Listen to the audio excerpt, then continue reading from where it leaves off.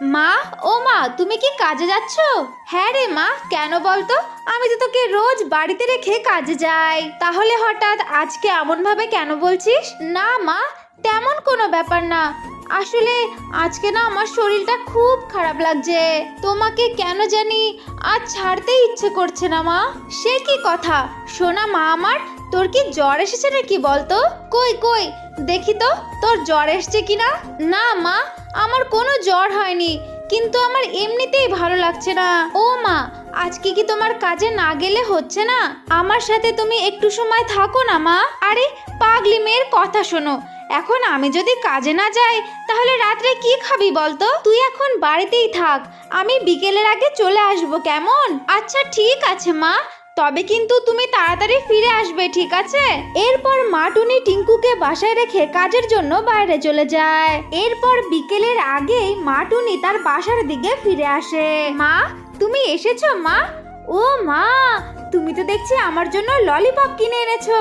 কই দাও দাও মা, আমাকে ললিপপটা খেতে দাও। এই নে মা, ললিপপটা খা। আমি তো তোর জন্যই এনেছি, তাই না? তুই খাবি না তো আর কে খাবে বলতো? আমার তো ললিপপটা পেয়ে খুব মজা লাগছে মা। এই যা, আমার তো আবার খেলার মাঠে যাওয়ার সময় হয়ে গেল মা। তবে আমি এখন খেলতে যাই মা। আর মা, বলছি কি, তুমিও চলো না আমার সঙ্গে, মাঠে আমি খেলাধুলা করব, তুমি পাশেই বসে থাকবে। সে কি কথা রে, আমি তোর খেলার মাঠে গিয়ে কি করব বলতো? চলো না মা, চলো না। সকলের মা আসে বিকেলবেলা খেলার মাঠে এসে গল্প করে, আজ তুমিও চলো না মা। তোমাকে যেতেই হবে, না হলে আমি তোমার কোনো কথাই শুনবো না আজ। মেয়ে এমন জেদ করছে দেখে মা টুনি তার বাচ্চাটাকে নিয়ে খেলার মাঠের দিকে চলে যায়। আরে আরে টুনি দিদি যে, তা কেমন আছো? আজকাল তো তোমাকে আর দেখাই যায় না। হ্যাঁ দিদি, সারাদিন আমি কাজ নিয়েই ব্যস্ত থাকি, তাই আর কি তুমি আর দেখতে পাও না। এভাবেই টুনি আর পায়রা অনেক গল্প করতে থাকে। কথা বলতে বলতে সন্ধ্যা নেমে আসে। এরপর টুনি তার বাসায় ফিরে যায়। এভাবেই হেসে আনন্দে কাটছিল সব পাখিদের দিন। হঠাৎই একদিন এক দানব কাকের কালো ছায়া নেমে আসে ওই টুনিদের গ্রামে। হা হা হা হা হা, কি মজা! এই পাখিদের গ্রামে যে এতগুলো আমার খাবার আছে সেটা তো আমি জানতামই না। কি যে মজা লাগছে আমার, এবার আমি এই সবগুলোকে ধরে ধরে খেয়ে ফেলবো। এসব কথা বলে ওই দানব কাক অনেক জোরে জোরে হাসতে থাকে। আর কাক গিয়ে একটা বড় বট গাছের উপরে আশ্রয় নেয়। এভাবেই সেই দিনটা কেটে যায়। একদিন টোনার ছেলে পিঙ্কু রাস্তা দিয়ে হেঁটে যাচ্ছিল। এমন সময় পিঙ্কুর সামনে সেই দানব কাকটা চলে আসে। এসে ওই দানব কাক অনেক জোরে জোরে হাসতে থাকে।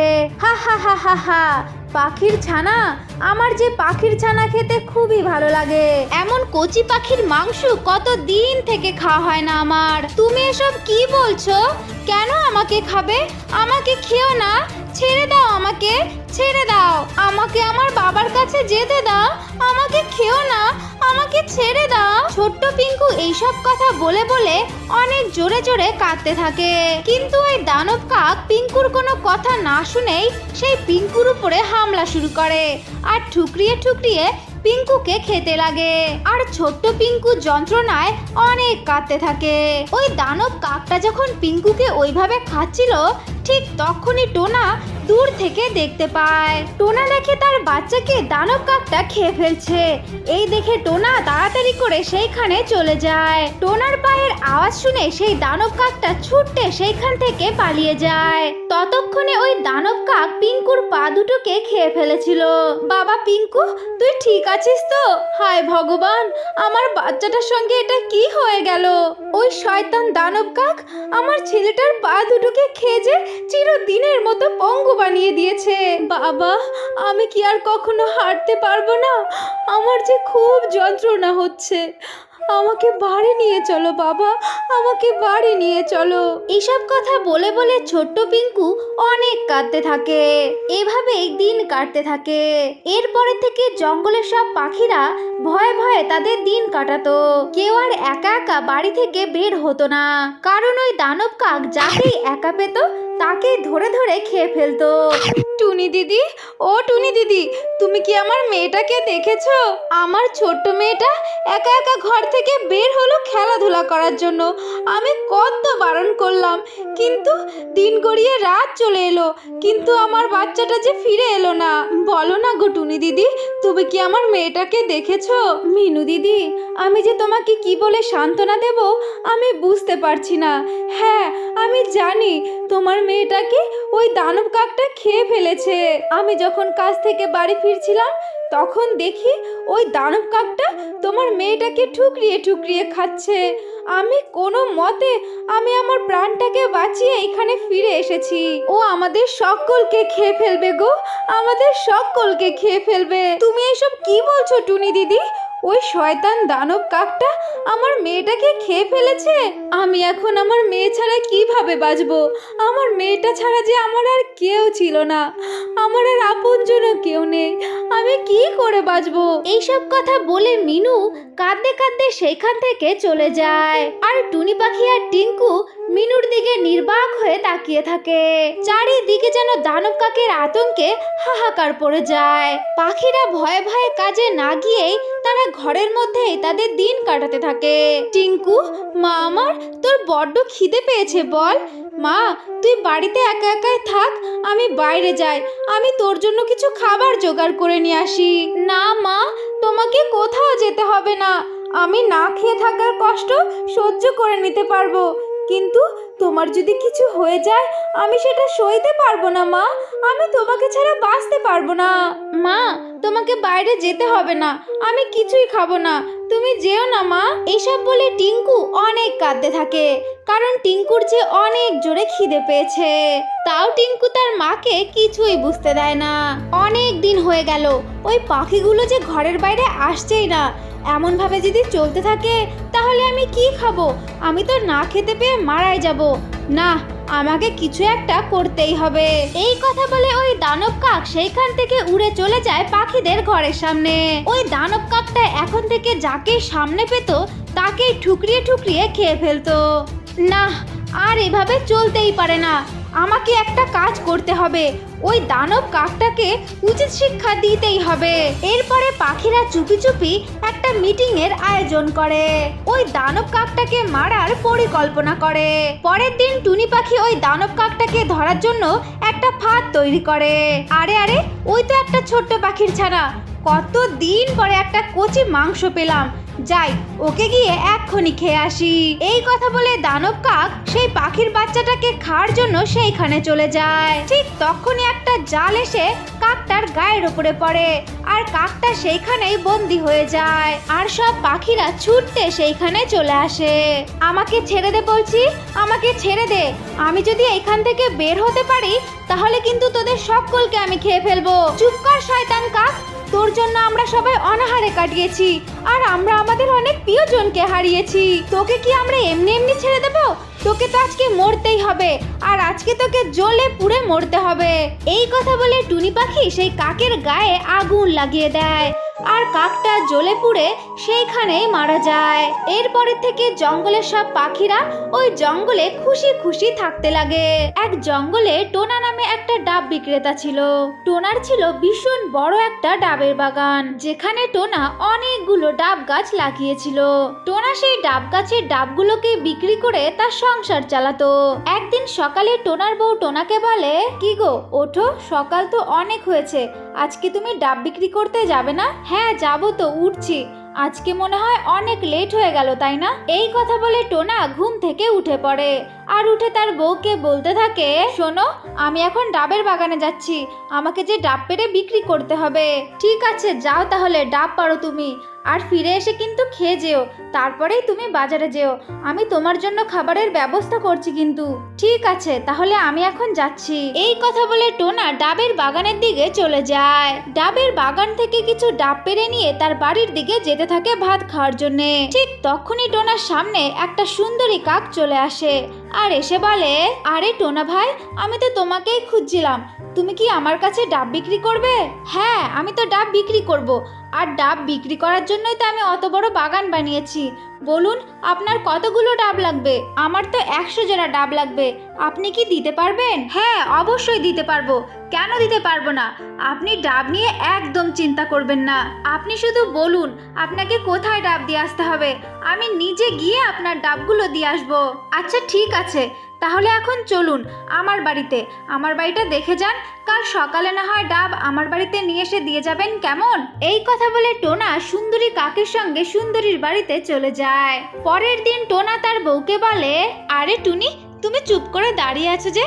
তোমাকে আমি না একটা খুশির সংবাদ জানাবো, তুমি তো শুনলে খুবই খুশি হবে। আজকে না একটা কাকের বাসায় 100 জোড়া ডাবের অর্ডার আছে। এখন আমি সেইখানেই যাচ্ছি, ডাবগুলো ডেলিভারি দিয়ে আসি, কেমন? কি বলছো? এটা তো খুবই খুশির খবর, 100 জোড়া ডাব। তা বলছি, তুমি কি এখনই বের হবে? তুমি খাওয়া দাওয়া করবে না? না গো টুনি, এখন আর খাবো না। যাই, ওই কাকের বাসায় যাই আর গিয়ে ডাবগুলো ডেলিভারি দিয়ে আসি। এই কথা বলে টোনা 100 জোড়া ডাব নিয়ে সেই কাকের বাসায় চলে যায়। এই যে সুন্দরী কাক, আমি তোমার 100 জোড়া ডাব নিয়ে এসেছি, এইখানেই রেখে গেলাম, কেমন? বাহ, তুমি তো খুব ভালো কাজ করেছো। তুমি তোমার কথা মতো সকাল সকাল ডেলিভারি দিয়ে গেলে। এখন এই নাও তোমার টাকা। আরে সুন্দরী কাক, তোমাকে অনেক ধন্যবাদ। এরপরে আবার যদি কখনো ডাব লাগে জানাবেন, কেমন? এখন আমি আসছি। এই কথা বলে টোনা তার বাড়িতে ফিরে যায়। আর টোনা এইভাবেই ডাব বিক্রি করে করে তার দিন বেশ ভালোই চলছিল। কিন্তু হঠাৎই একদিন জঙ্গলে খুব ঝড় বৃষ্টি শুরু হয়। ঝড় হওয়ার কারণে টোনার সমস্ত ডাব গাছগুলো ভেঙে পড়ে যায়। বৃষ্টি থেমে গেলে টোনা সেখানে চলে আসে আর এসে দেখে তার সমস্ত ডাব গাছগুলো ভেঙে পড়ে আছে।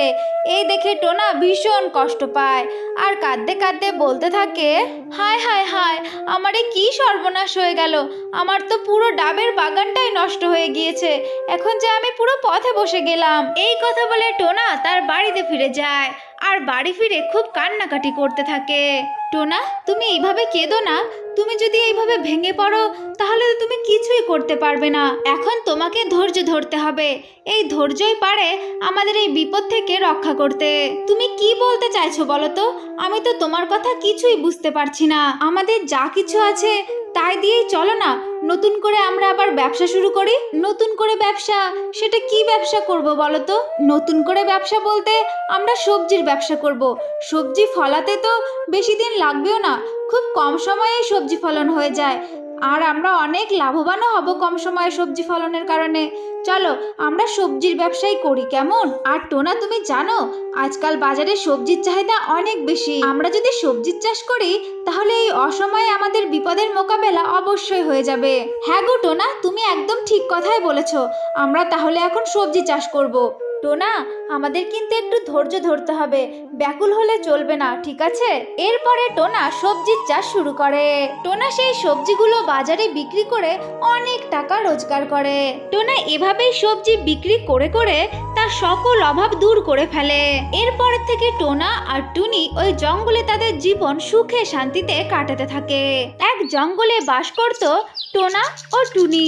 টোনা জঙ্গলে সবজির চাষ করত আর টুনি তার বাড়িতে সংসারের সমস্ত কাজ করত। তাদের সংসারে অভাব থাকলেও অনেক সুখ ছিল। এমনই একদিন সকালবেলায়, কি গো শুনছো? বলি সকাল তো আজ অনেক হলো, তুমি কি আজকে আর কাজে যাবে না? না গো, আজ ভাবছি কাজে যাব না, শরীরটা যে একদমই ভালো লাগছে না। কেন গো, তোমার আবার কি হয়েছে? রাতের বেলায় তো তুমি দিব্যি ঠিক ছিলে, তাহলে এখন কি হলো? বুঝতে পারছি না কেন যে শরীরটা এত অসুস্থ লাগছে। আজ যখন তোমার শরীরটা এত খারাপই লাগছে তাহলে থাক, আজকে আর তোমাকে কাজে যেতে হবে না, তুমি বরং একটু বিশ্রাম নাও। এখন আমি যাই, ওইদিকে আমার অনেক কাজ পড়ে আছে। এই কথা বলে টুনি তার কাজে চলে যায় আর টোনা শুয়ে থেকে বিশ্রাম নেয়। পরের দিন সকালবেলায়, টুনি, ও টুনি, তুমি কি করছো? হ্যাঁ, এ কি, তুমি আবার এত সকালে উঠতে গেলে কেন? তোমার তো শরীরটা খুবই খারাপ। না গো, শরীরটা আজকে খুব ভালোই লাগছে। কাল তো অসুস্থ থাকার কারণে কাজেই যেতে পারিনি, তাই আজকে ভাবছি আমি কাজে বের হব। তাই বলি কি, তুমি এখন যাও, আমার খাবার বের করো, আমি হাত মুখ ধুয়ে এক্ষুনি আসছি। ঠিক আছে, আমি এক্ষুনি তোমার জন্য খাবার বাড়ছি। এই কথা বলে টুনি পাখি রান্নাঘরে চলে যায়। এরপর টোনা হাত মুখ ধুয়ে খাবার খেতে আসে আর খাবার খেয়ে টোনা তার কাজে বের হয়ে পড়ে। এভাবেই তাদের দিন কাটতে থাকে। সবজির চাষ করে তাদের দুজনার সংসার কোনো রকম চলতে থাকে। তবে হঠাৎই একদিন টোনার সবজি বাগানে সবজির এক রোগ দেখা দেয়, যে রোগে টোনার সমস্ত সবজি নষ্ট হয়ে যায়। টোনা তার সবজি বাগানে দাঁড়িয়ে থেকে কান্নাকাটি করতে করতে বলতে থাকে, হায় হায়, আমার সবজি বাগানের এই কি অবস্থা! আমার যে এই সবজিগুলো বিক্রি করে সংসার চলে, এখন যে আমি কি করব? এসব কথা বলে বলে টোনা তার চোখের জল ফেলতে থাকে। এরপরে টোনা মন খারাপ করে তার বাড়িতে চলে আসে। টোনার মন খারাপ দেখে টুনি বলে ওঠে, কি গো, কি হয়েছে তোমার? তোমাকে এমন দেখাচ্ছে কেন? কেমন উদাস উদাস দেখাচ্ছে, বিষণ্ণ লাগছে। কি হয়েছে তোমার? টুনি, আমাদের যে সর্বনাশ হয়ে গেছে। সর্বনাশ? কি সর্বনাশ? তুমি কি সব বলছো? আমি তো তোমার কথা কিছুই বুঝতে পারছি না। তুমি আমাকে একটু পরিষ্কার করে বলতে পারো কি হয়েছে? এরপর টোনা টুনিকে সমস্ত কথা খুলে বলে। সমস্ত কথা শুনে টুনি টোনাকে বলে, কি বলছো? এত কিছু হয়ে গেছে আর আমরা তো কিছুই জানতে পারলাম না। যাই হোক, তুমি এখন ভেঙে পড়ো না আর মনটাও খারাপ করো না। আমার কাছে কিছু টাকা আছে, চলো না আমরা সেই টাকাগুলো দিয়েই আবার নতুন করে বীজ কিনি, আর বীজ কিনে আবার আমরা চাষ করি। কি বলছো টুনি, তোমার কাছে টাকা আছে? তুমি এত টাকা কোথায় পেলে? হ্যাঁ, তুমি আমাকে সংসার চালানোর যে টাকাগুলো দিতে, আমি সেইখান থেকেই কিছু কিছু বাঁচিয়ে জমিয়ে রেখেছি। আমার তো এখন মনে হচ্ছে টাকাগুলো সরিয়ে রেখে খুব ভালোই হয়েছিল।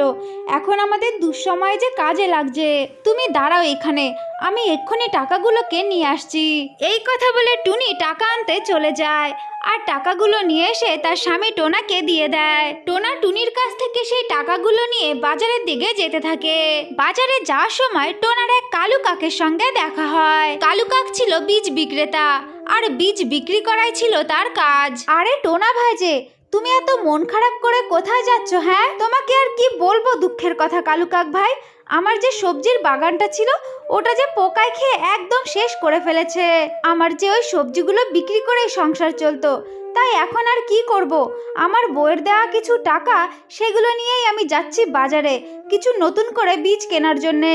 এখন আমি যে বীজগুলো কিনবো, সেই বীজগুলোই হবে আমার শেষ ভরসা। কি বলছো টোনা ভাই, এত কিছু হয়ে গেছে আর আমি কিছু জানি না? তুমি আমাকে কেন বললে না? তুমি জানো আমার কাছে কিছু বীজ আছে, ডিমের বীজ। তুমি যদি এই বীজগুলো নাও, তাহলে তোমার সকল অভাব দূর হয়ে যাবে। এই নাও, ধরো। তোমাকে অনেক অনেক ধন্যবাদ কালু কাক ভাই। এখন আমি এই বীজগুলো নিয়ে আমার জমিতে বপন করব। এরপর টোনা সেই ডিমগুলোকে নিয়ে তার বাড়িতে ফিরে যায়। বাড়ি ফিরে গিয়ে টোনা সেই ডিমের বীজগুলোকে তার বউকে দেখায়। পরের দিন সকালে টোনা আর টুনি তাদের খেতে যায়, আর খেতে গিয়ে সেই বীজগুলোকে বপন করে দেয়। দেখতে দেখতে কিছুদিনের মধ্যেই তাদের খেতে ডিমের ফসল হয়ে যায়। এই দেখো দেখো টুনি, আমাদের খেতে কি সুন্দর ডিমের ফসল হয়েছে। এখন এই ডিমগুলোকে বিক্রি করেই আমাদের ভালো রোজগার হবে। ঠিক বলেছো তুমি, এখন থেকে আমাদের আর কোনো অভাব থাকবে না। এরপর টোনা সেই ডিমের বাগান থেকে ডিমগুলো সংগ্রহ করত, আর ডিমগুলোকে নিয়ে এসে গ্রামে গ্রামে বিক্রি করত। এই দেখো টুনি, আজকে আমি ডিম বিক্রি করে কত টাকা পেয়েছি। এই টাকাগুলো দিয়ে আমাদের দরকারি জিনিস কিনবো, আমাদের আর কোনো কিছুর অভাব থাকবে না। এভাবেই টোনা রোজ দিন গ্রামে ঘুরে ঘুরে ডিমগুলোকে বিক্রি করত, আর আস্তে আস্তে তাদের সকল অভাব সব দূর হয়ে যায়। তাহলে আমার ছোট্ট বন্ধুরা, এটাই ছিল আজকের গল্প। যদি তোমাদের ভালো লেগে থাকে, তাহলে অবশ্যই লাইক করবে আর চ্যানেলটাকে সাবস্ক্রাইব করে দেবে। কেমন?